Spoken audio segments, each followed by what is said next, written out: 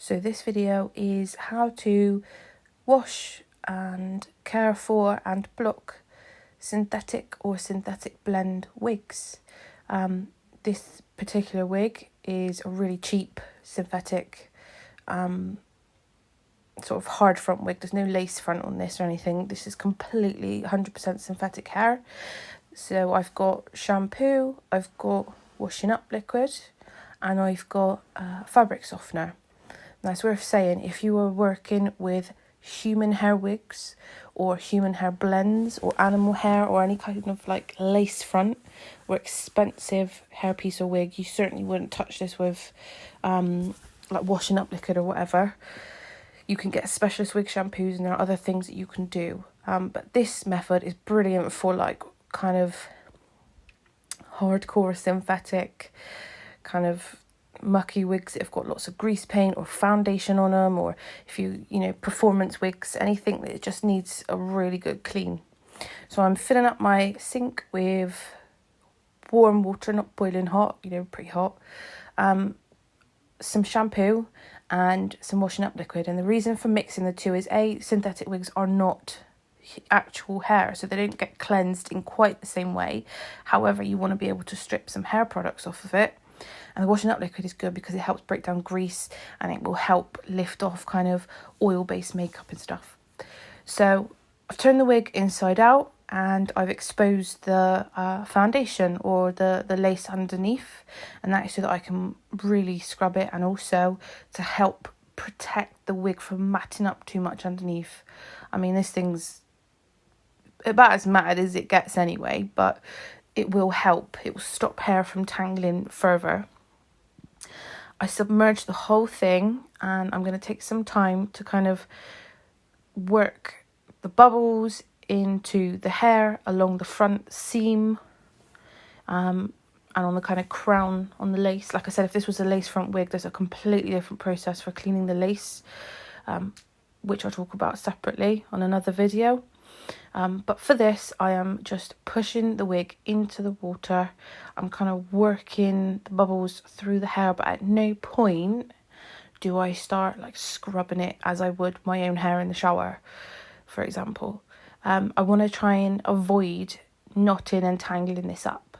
So I'm working the suds or the bubbles through, and I'm kind of trying to swish away any product or build up on it, and I'm just letting it have a good soak in the water.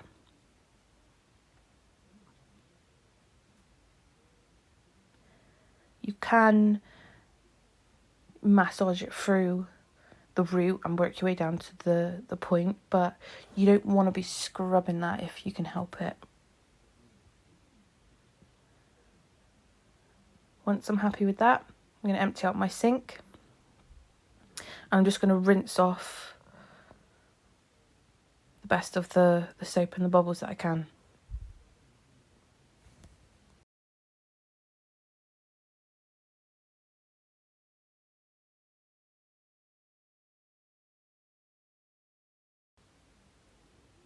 So as I said, this wig is had an odd life.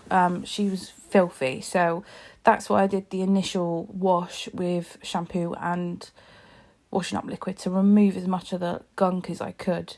Now, if the wig's not in bad shape, it just needs to be refreshed and sort of woken up a little bit, you can skip straight to this stage. So I'm giving it a second bath now, and this time I'm using warm water and a little bit, not a lot, you don't want to absolutely drown it, but a quarter of a cupful of fabric softener. And the reason for this is because it really helps detangle the wig. Because it's not human hair, it doesn't require the same kind of conditioning. It's not like there's a cuticle that you need to worry about. You don't need to hydrate or, nourish the hair as you would human hair. So I just want to be able to kind of soften it, loosen it up and help kind of detangle the wig. Plus it smells lush, so you get a nice smell when you put it on. But it's a really good way of kind of treating or conditioning the wig. If you find there's any like stubborn kind of knots that you want to try to work through with your fingers, you can just use a little bit of fabric softener directly on those bits and pull your fingers through to help detangle. it is, you know, helpful to use fabric softener, but I certainly wouldn't use it on expensive high-end wigs, or anything that is, you know, animal or human hair, but great on synthetic. It is also important that you do rinse off and you strip out as much of it as possible. You don't want to overload the water with loads and loads of fabric softener, because then the wig will just become clumpy. When you come to styling it, it will be stuck together. So I'm rinsing off the excess. I've just coated it, and then I'm just going to rinse away what I don't need. So at this point, I'm going to squeeze it out really gently. The whole time I have kept all the hair in the kind of same position. I haven't kind of, you know, swizzed it around and matted it up into a lump or a ball. I've tried to keep the hair straight, and I'm taking out as much moisture as I possibly can. Once I've done that, I'm just going to leave it to one side flat just for an hour, just to kind of dry off. And synthetic will dry off completely differently and much more quickly than human hair, because it doesn't hold the water the same. So I am now going to transfer my wig to the block. I've got my malleable block, which of course is cling film to stop the water going all into the fabric of it and rotting it and kind of ruining it. The back of the block is pointier because that's the nape of the neck, and then the front of the block is rounder and flatter like the forehead would be. And generally speaking, on synthetic wigs, they have a label, or they have a kind of patch of lace at the back, and then a neater, longer strip at the front, so you know what the front and the back is when you come to blocking it up. So it's really important that when you put these wigs onto the blocks, you position them correctly and you pin them correctly. And the reason for that is to reduce as much stress on the wig as possible. I mean, she's stressed enough. Look at the state of her. The poor thing is like a hot mess.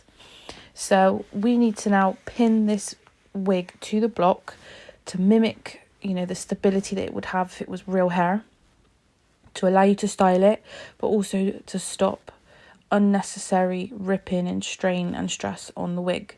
I mean, she is only a cheap synthetic, but if she was a human hair or a nice expensive wig, we do not want to be the person responsible for kind of ripping it or pulling out loads of hair.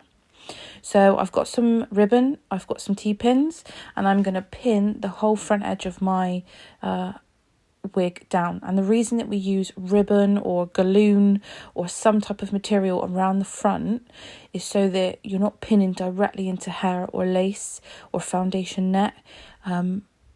It's just another step to help stop tension. So I pin from the center of the forehead down in front of each ear, and then once I get there, I bring my ribbons down to a point. I then go around to the back and I pin the nape of the neck, and I would also pin kind of what would be like behind the ear. And by doing that, I get a kind of equal stretch and equal tension across the wig. I'm not going to find that it flies off the block, and I hopefully won't be damaging it. If this was a lace front, I would also be taking pretty much the same steps, but a lot of care to make sure that I wasn't going to tear that wig. So I now need to detangle this thing, and I'm going to need a wide tooth brush or vent brush or a Denman brush, something that is going to have wide teeth on it, and I'm going to brush starting at the very bottom, work my way up to the root. If you've knotted a wig or postiche, or you know how these are made when they're handmade and hand knotted or ventilated, then you can appreciate at no point do you want to be ripping hair out of this wig. Not only that, but it will just go thin and patchy and it won't last. So starting from the very tip of the hair, I'm going to loosely brush it right the way up to the root and then smooth it back down. And I'm going to do that first with the brush, and I'm then going to go over with a comb. The brush will do the kind of heavy duty detangling, and then I can use the comb over the top to smooth it. But make sure you start at the end and you then work your way up to the top. It will get the knots out a lot easier and it won't damage the wig.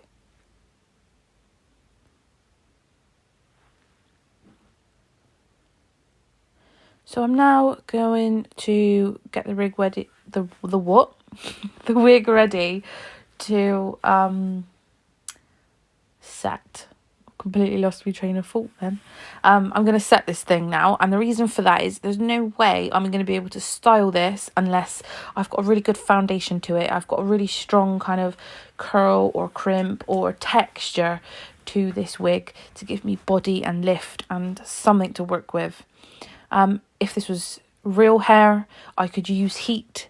Some types of synthetic wig can accept a little bit of heat, but a lot of the time they can't. So what you need to do is set the wig, and I will actually steam this wig to give me some nice soft curl, like I'm trying to show you there. That's the kind of aim of the game, what I just showed you. But I'll do that in a separate video, the steaming. So as far as setting goes, I want some nice tension. I want a little bit of hairspray. I want to wind the hair according to the direction that I want that hair to be.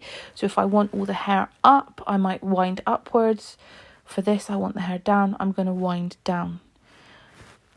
Really important that you tuck your ends under, because you'll get little fish hooks. You'll get kind of kinks or little bends at the end of the hair if you don't wind them softly underneath. So make sure you've got some decent tension, you're elevating the hair, and you're winding it down to the base where you'll then clip it. What I want to discuss is the sections that you're going to take when you do this. Now, it is so tempting when you see the kind of foundation of this wig. You can see it's like a grid almost. It's like a grid of elastic underneath with the hair sewn into it. You're tempted to follow those lines exactly when you section, but try to avoid doing that if you can. If you look at my section here, I've got some from the bit above, some from the bit below, and the reason for that is if you follow those lines exactly, set the hair, when you come back to it and try and brush it out, you're going to have all these kind of gaps, like you're going to have partings in between all your sections where there's big gaps of no hair or no lace. This is not something that you would need to worry about if this was a whole kind of an expensive high-end completely lace foundation wig, but generally speaking, for the cheaper wigs, this is what you're working with. So take sections that incorporate hair above and below, and that will help disguise the root when it comes to styling. So yeah, I'm winding the hair down. When I get to the bottom, I'm going to pin it. I'm not trying to be super neat and tidy with this. I just want to get a little bit of curl on the ends so that at least she looks kind of sleek and tidy when I steam her and dress her out and, put some product and stuff on there. One thing to mention as well is when you clip the curl at the bottom, the pin curl, barrel curl, whatever, don't clip at the kind of root on a visible edge. You clip underneath, because if you clip on the top of the curl, you're going to create a dent and you're going to get kind of root drag almost. It's going to not give you enough volume. So clip underneath so that you've got a nice smooth curl that isn't going to have any dents in it. And once they are set and they are steamed and dried, it should come out like a nice corkscrew kind of curl. So yeah, next video I do will be about the steaming and the dressing out and the finishing of the wig. So I hope that all made sense.